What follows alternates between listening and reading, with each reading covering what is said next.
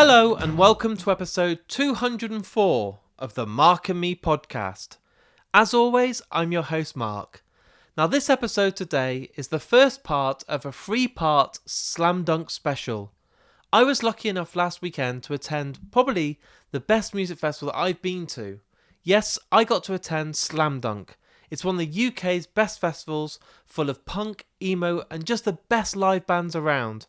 And on today's episode, you're going to get interviews with Michaela from the incredible band Yours Truly, Caleb from the brutal Beartooth, and Dan from the amazing, absolutely incredible Wonder Years. Like I said, this was the first time I've attended this festival, and it won't be my last. I felt from the moment I got on site, it was like one big family. Everyone there was enjoying the live music, celebrating the return of bands again playing since the lockdown and COVID.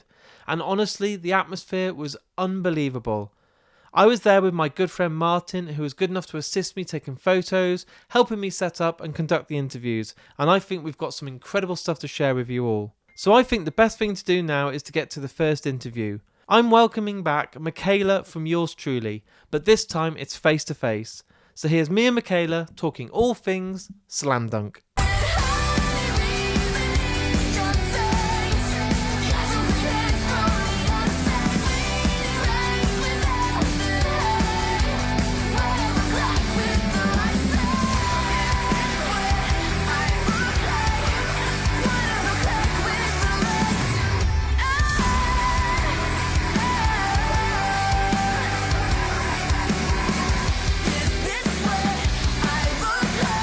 Michaela, thank you for joining me today on the Mark and Me podcast. Thank you. It's very exciting to be here in person. Last time we were on Zoom, which seems not as fun as being here in the actual flesh. Yeah, it's definitely more fun. So right now as we're sitting here, you've come off stage. How did it go for you today? It was absolutely amazing. I think it's one of my favorite sets we've ever played. Like, it was just, the energy was like unreal. Like, people were getting into it. And I feel like when people like are into it, it's like makes so much more fun for us, and we just want to give it so much more. So yeah, had an amazing time. It's an amazing experience as well being here, because obviously for 2 years we've had no festivals in the UK, we've had no proper gigs. So do you feel like there's an extra sort of buzz in the atmosphere? I've got it from walking around today that everyone just seems so grateful to be here. 100%. I definitely agree. I think people are very grateful to be at these things and they really look forward to them, whereas I think that before, these things were just an annual thing of like, oh, you know, got this festival, or like, you know, every time something will roll around. But I think that knowing that, you know, we missed out on it for so long, like I think people will look forward to it so much more. One thing I was thinking of today with bands playing is how hard is it to try and pick the right set list for a festival? Because if you've got your own show, people are coming just because they love you. Yeah. But this is a really good chance for you to win over a crowd. You might get someone today that's never heard of you, walks across, and then they go and buy a t-shirt and listen to you on the way home. Well, I guess it's really interesting because we actually had that conversation today of being like, let's not play some songs because they're just not festival songs. Like, It's a song that we play at our show, but it's not for here. So I think as we've played shows, we've just figured out what songs feel the best live to a crowd that, you know, wouldn't really know us or like are in that festival kind of like mindset of like jumping and stuff. So I think we're finally getting to a point where we're like, these are our festival songs, and it's usually the singles, the songs that stream the best, like you want people to sing along. So you play songs people know kind of thing, and then you leave the ones that you enjoy playing that, you know, aren't singles kind of for your headlines. I love it. And do you get a chance to watch any of the other bands, or is it just kind of work and then try and rest to make sure you keep healthy for the next show? Or are you going to get to go out there and watch bands like Beartooth and stuff like that tonight? That's what I want to do tonight. I mean, yesterday we played, and then I saw a bit of Counterparts. And then but for us is our friends Between You and Me, so I got to watch their whole set yesterday and today. So I saw that, and then we were doing, we had some things to do, like some interviews, and then it was like food time, and then it was like signing time, and then who did we watch after that? We watched a bit of Hot Mulligan, and then it was like, okay, the gates are open. We have to drive. We have to leave at 4 a.m. tomorrow morning to get down to Hatfield, so we're going to go to sleep kind of thing. But today is like the party day. Like, I'm going to go watch down, enjoy it. as many people as possible, and just really be able to enjoy it, because, tomorrow tomorrow I can wake up at whatever time I want to wake up. That sounds luxury.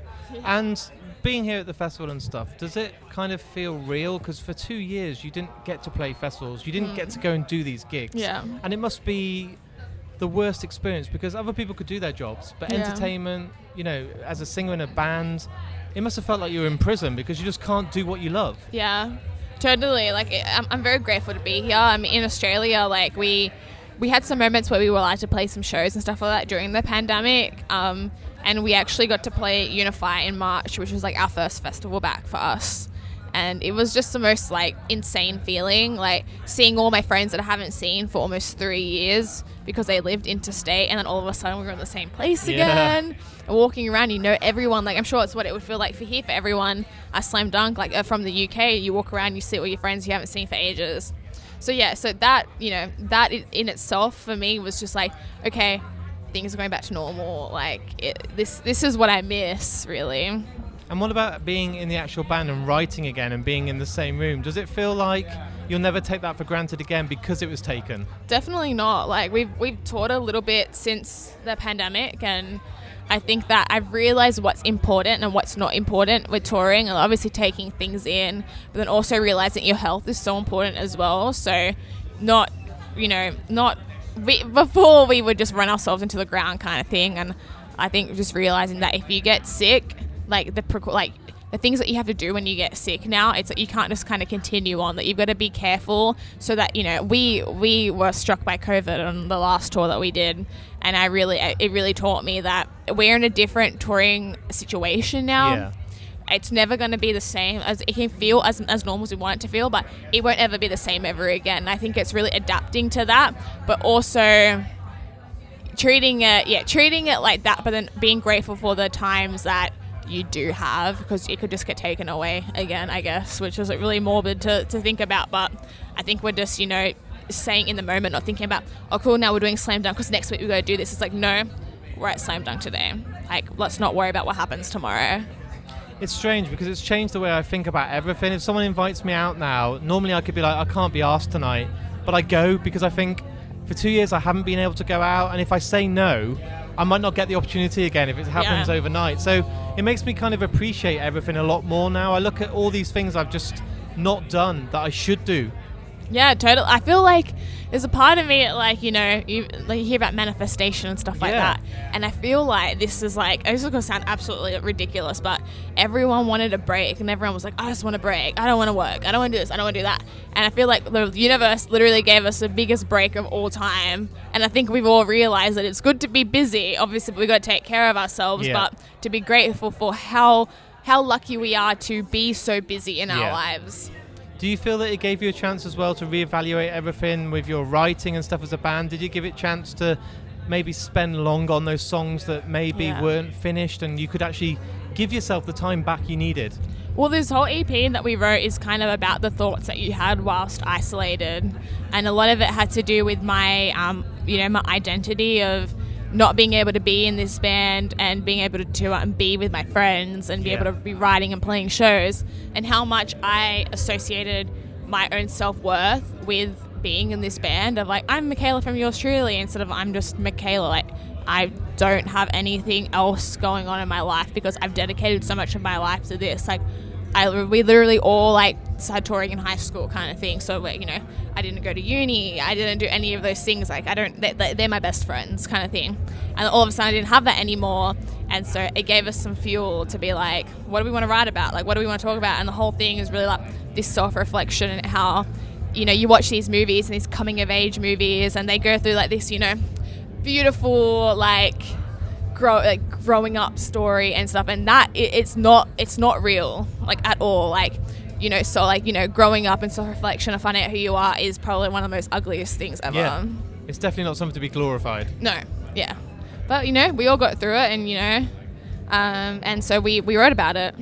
And how's the rest of the year looking now that things are getting back to normal? Now you can do these shows. These tours aren't going to be cancelled. You're here now playing a festival. Is it just manic now playing catch-up? Totally. Like, we played 4 shows in 4 days. Like, we've been, like, Leeds and Hatfield twice in the past 4 days. We ended up jumping on the You Meet 6th anniversary shows last minute. Like, literally day of. So, just being able to do things like that, like, I'm like, we can do stuff like this. Like, I would have never imagined that was something that we would have done 2 years ago. So really just taking any opportunity that we can get to play really is where we're at the moment. There'll be people listening today that want to get in a band and play festivals and get out there. What advice do you give to bands that are really trying to kind of make a name for themselves? Because it's a difficult world, isn't it, to be seen in, especially with so many bands now.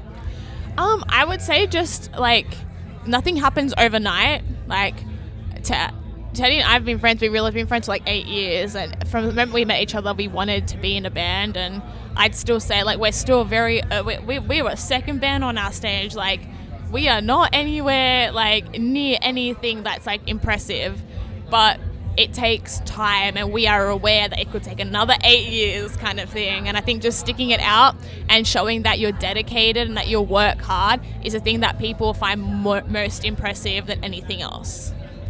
What I do on the podcast, I think we did this when you last came on, but let's make it another time round. I asked if you wanted to choose the outro piece of music to this song. Now, when the episode's all edited and we put it out there, I asked the guest that's on the podcast to pick the last piece of music we play. Yeah. It doesn't have to be one from your own band. It can just be a song that you absolutely adore. So tell me a band that means a lot to you, or a piece of music or a song that you would love to be played today at the end of our interview that you just fucking love. I'm going to say we just did these You Me at 6 shows. I say Bite My Tongue by You Me at 6 because, like, literally 2 days ago, I watched them play it live, and it just reminded me of me, like, sitting in my room listening to that album and being like, I love this band. Like, 10 years later, I got to play with them for that album. So I'd say I adore that album itself. For that song, I was like, I'm going to cry right now. So yeah, we'll play that song. That's amazing. Does it feel like you need to kind of pinch yourself that you're on stage and sharing this moment? I don't usually have those moments as well, because I'm so, like, my brain's always going at a million miles per hour, and I'm kind of like, okay, it's happening. Like, we just let's move kind of thing. But I think that was a moment that I was like, if I could go back 10 years ago and tell myself I would be doing this, like, I would probably cry and be very excited. So yeah, I would like to go back in time and tell 14-year-old me that was what I would get to do. Yeah. It's incredible. Thank you so much for coming back. It's so good to do it in person. I love Zoom. It's helped, especially when you're on the other side of the planet. It's insane. But being here today, it's just been magical, and thank you for coming back. Thanks for having me.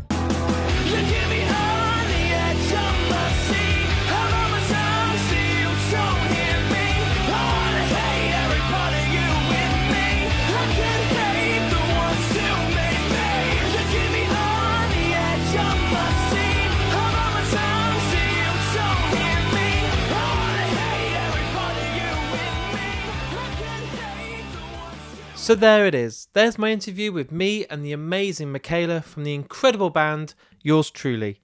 I was lucky enough to see them at the festival, and they put on a great show, and I think they're just going to get bigger and better as time goes on.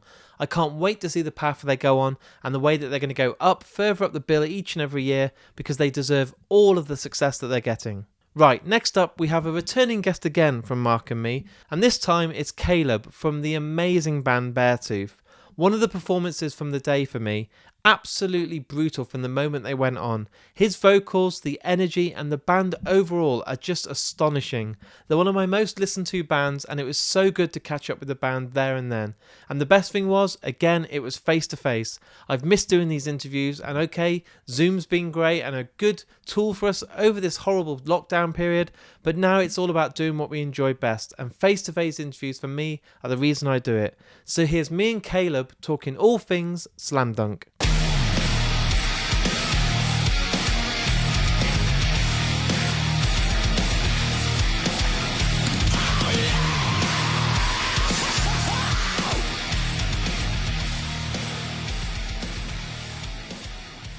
Caleb, thank you for coming back on the Mark and Me podcast. It is an honor. It is truly an honor. So good to see you in the flesh instead of on a Zoom screen. It's good, but a little better, yeah. Yes, slightly, just slightly than, being zillions of miles away and not really being able to hang out.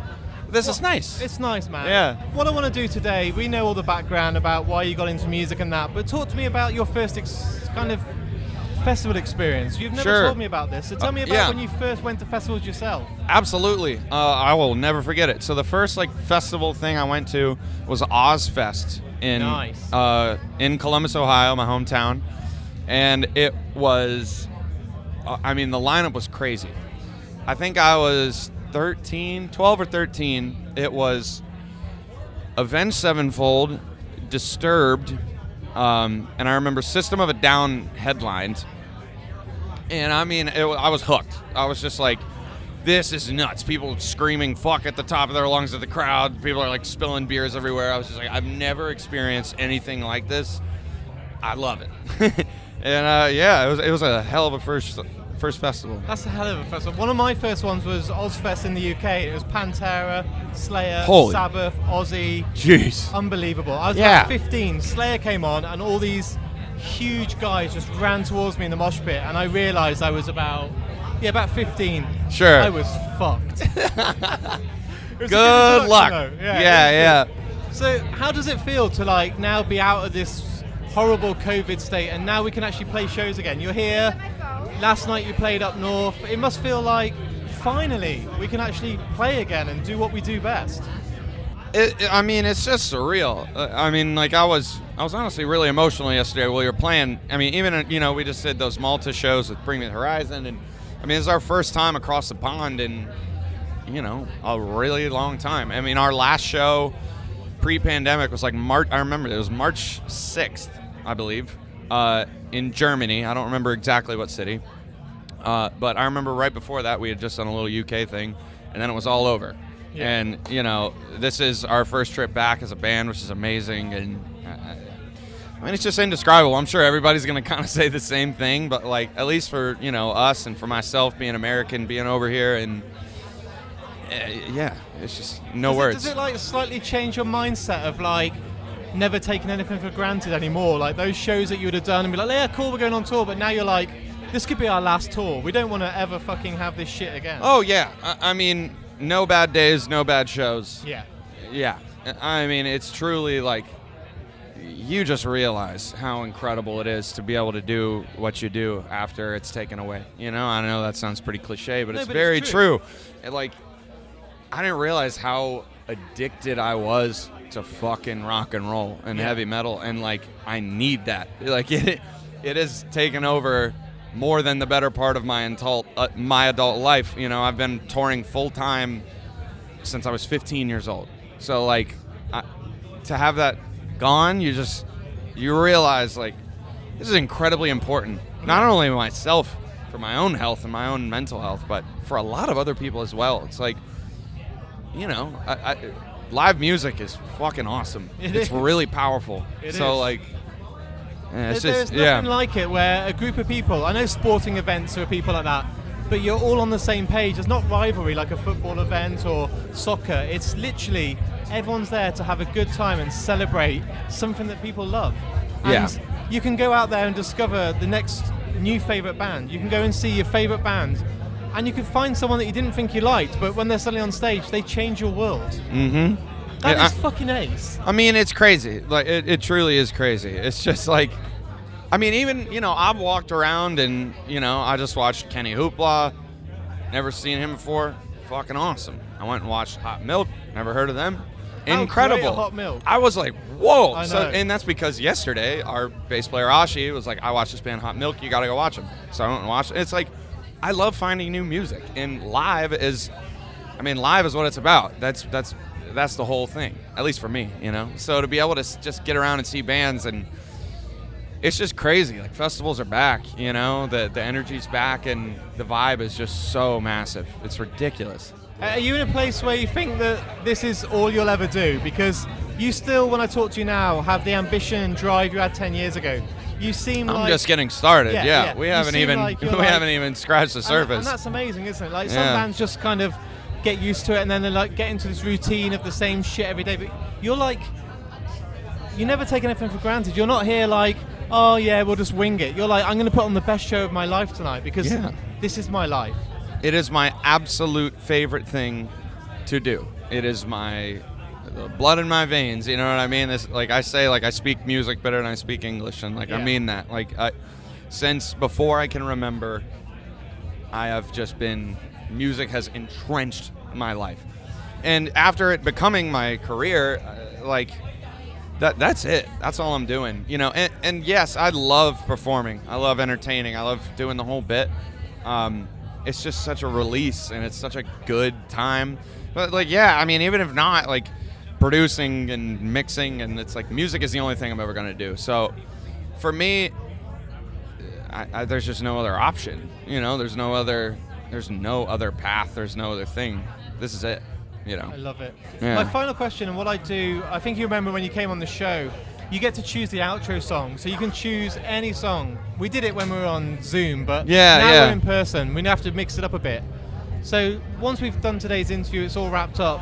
What song do you want to be played by any band, whoever you want in the world that means a lot to you? Oh my goodness. I'm putting you on the spot, but... No, you really are.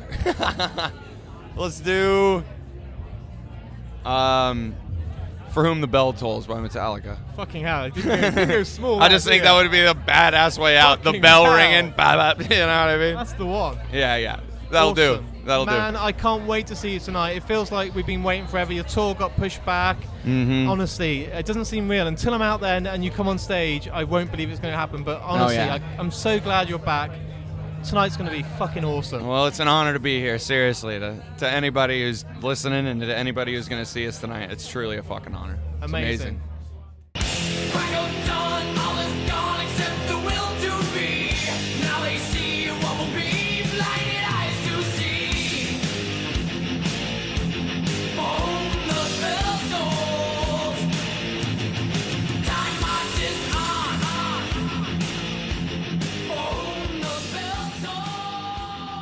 So there's my interview with me and Caleb from the astonishing band Beartooth. If you've never checked this band out, you need to. And next year they've announced a tour in the UK. Go and see them live. It will blow your tits off. They are phenomenal and honestly will stay with you for a very long time. A massive thanks for Caleb for coming back on the show, and his energy and everything about him is just amazing. And do you know what? He's just born to be a rock star. He's one of those people, the moment he walks in the room, you just know that he's going places, and his band is just one of the best out there. Next up on the interviews, we end on a high, and this for me is a huge one. I'm joined by Dan from the Wonder Years. They were lucky enough to play 2 albums back to back this weekend at Slam Dunk, and honestly, they are phenomenal. There's a reason why they headline these festivals and have these huge sets, because they're just absolute legends. That is really what they are. And Dan is one of the nicest people I've spoken to, and I can't wait to share this interview with you. So here's me and Dan talking all things Slam Dunk.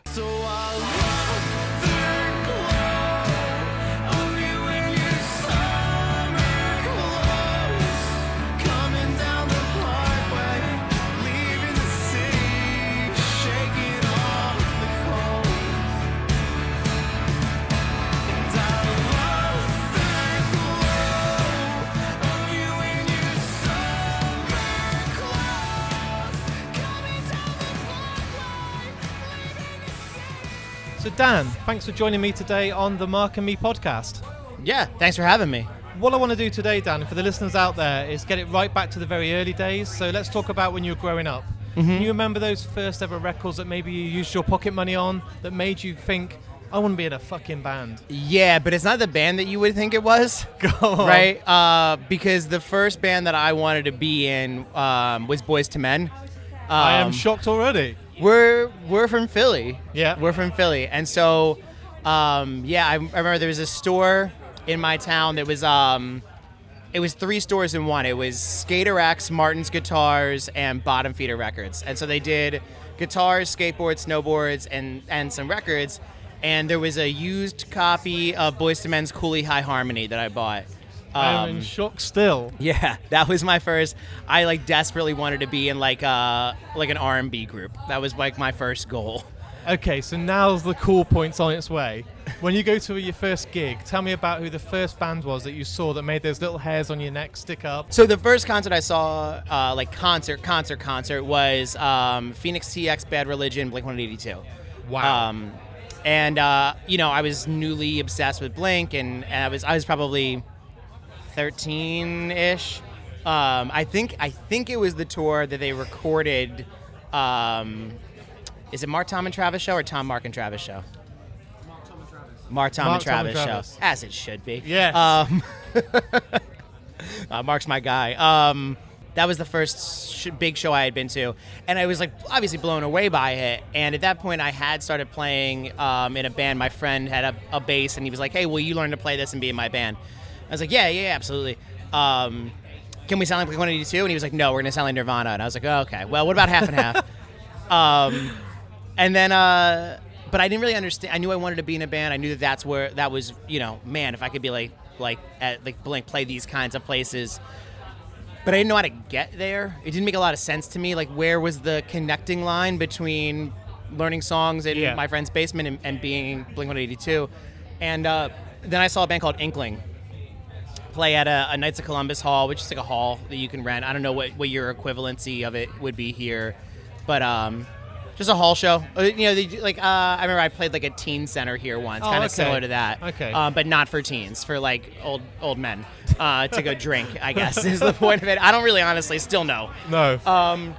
But so it's been Inkling play, and there was no way to really hear. They weren't on the radio or anything. They were from my town. But there were like 200 people there losing their absolute fucking minds. And the song stops, and the singer turns to the crowd, and everyone sings the line. And the line was, "I am my own mountain, I stand as a statue to our worth." And actually, the singer now plays piano in the starting line. But I was like, oh shit, like these people care about this in a really deep way. Like they're invested in it. And like now I see how this is step one, right? Can I get to that spot? Can I get to playing in these like Knights of Columbus halls? So those were my first my two formative concert experiences, I would say. I was listening to an interview of you on the way here today with the guys from Sappenin podcast. Oh yeah, I did that a couple weeks ago. I can't believe how busy you were when you started out. Like, of a calendar, you're doing like 200 shows in a year. Yeah, we were nonstop. It's insane. And you were coming over here illegally playing shows. Yeah, oh yeah, for sure. We were joking about it this morning. We came over with no visas, no nothing. I remember being terrified of getting like pulled over by the police. And, like, obviously, now that I've been here enough, I know that they wouldn't be like, "Where are your work visas?" Right? Yeah. They would just be like, "You're Americans in England." Sure. That's, like, there are a lot of them. But at the time, I was like, we were, like, walking on eggshells. I mean, we also did that in Russia. We went to Russia with no visas. That's insane. Like, everything we did was sketchy and DIY and, like, literally, like, sleeping on the ground in parking lots with, like, blankets we stole from the flight over. So that was, we did a lot of that, yeah. But that dedication at there must be, like, insane now that you're here and you're not in a youth hostel, you can afford to have a beer, and you're in a huge crowd. Well, I do have to say, we stayed at a very bad Travelodge last night, so it's not all that different. If you're listening, Travelodge, sort your shit out. Which, I mean, yeah, it's funny because last week when we were on tour with Aaron West and the Roaring Twenties, was like my other band, we stayed at that same Travelodge, and we ended up leaving it because one of the rooms had mouse poop in it, and one of the rooms had earwigs in the bed. And That's I was your like, selling point. We got to get out of this hotel. Yeah. So we went and got a different hotel. And then we needed a hotel last night. It was the only one was available was that same Travelodge. And it was triple the price because of the Jubilee. And right now we're sitting here at Slam Dunk, and it feels like the world is starting to be normal again. We can play shows, we can go and enjoy bands again. But it must have been a long 2 years for you, knowing that this is what you get the most from. Yeah, I mean, it's still tough, right? Like, because we have to test to fly back into America. Yeah. Right? And so we had a whole ass week, man. When we were on the Aaron West tour, Nick, who is in both bands, tested positive. Oh, fuck. And so as soon as he tested positive, it was like, everyone else take a test. Okay, everyone else is negative. We can't play full band shows without a drummer, so I'm going to send everybody else home just in case you guys end up testing positive in a couple of days. I don't want you getting stuck here. So the rest of the Roaring Twenties went home, got their negative tests, flew home. A couple of days after that, 4 of the 5 of them tested positive. So only myself and one other member have not had COVID still. Fuck. And I finished the Aaron West tour solo, just test every day, still negative, still feel great, play I'm a show. touching wood right now as we're recording. I'm literally knocking on it. Touch wood. There we go. So we ran through, I played the rest of those shows solo, and then we were like, okay, well, we had to figure out how to play a Wonder Years set without Nick. And so we were supposed to have a show in Bournemouth. We had to postpone it to November so that the band could figure out how to play without Nick. We played without Nick yesterday, and then this morning he finally tested negative. So today we'll be back at full strength. But it has been stressful. Yeah. Super, super stressful to figure all this out. Like, it's not back to normal for us. Like, it's just like one big, I mean, I don't get to do anything. We don't eat anywhere. Everything is takeout. We eat in the vans. If we're indoors, we're masked. If we're talking to people, like, we're just always in N95s. It is a not at all normal touring experience for us. It's like a very different, much more on edge thing, trying to keep everybody safe and healthy. And so, yeah, I mean, and then also as the kicker, 2 days before Nick got COVID, JD from Slam Dunk called me and said, "Hey, Motion City can't play. Will you guys do both records both days?" We're like, "Yeah, sure. We'll play for 2 hours a day at Slam Dunk," which we are, and we did yesterday. But then it was like, "Hey, do you want to play for 2 hours without one of your members?" It was like pretty important for a lot of these songs. Christ. So, a lot. But hey, we're sitting here, and tonight we get the full shebang. You get 2 albums back to back with the full band. Yeah, everybody's here. We're gonna play every goddamn one of those 25 songs. I think we asked JD yesterday. It is the longest anyone has ever played at a single Slam Dunk. We have the record now, the longest this is set. Incredible. And being here and playing these 2 albums back to back, because your voice has changed so much over the years, have you found it a challenge revisiting these songs, or are you now frustrated that you can't re-record these albums with your voice? I wish I could re-record them the way they were, especially upsides. I just had no idea how to control my voice then. Yeah. How to get the things I wanted out of it, and so it was definitely when we had to relearn the songs, I was like, "Who the fuck is singing these? It's not me." It didn't sound like me. It's crazy, isn't it? There's such a difference. Yeah. Well, I mean, when we were writing upsides and recording, I was, 22? It was just like a different... Wow, yeah. A whole different thing, yeah.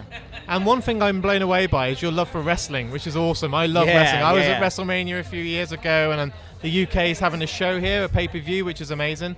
But do you get a chance to watch much wrestling now with AEW and WWE? And not as much as I used to, just between, on tour it's hard, and at home I have 2 little kids, so it's like getting them to bed takes up a lot of the time where I would be watching wrestling. But I try to pop in as much as I can and catch as much as we can.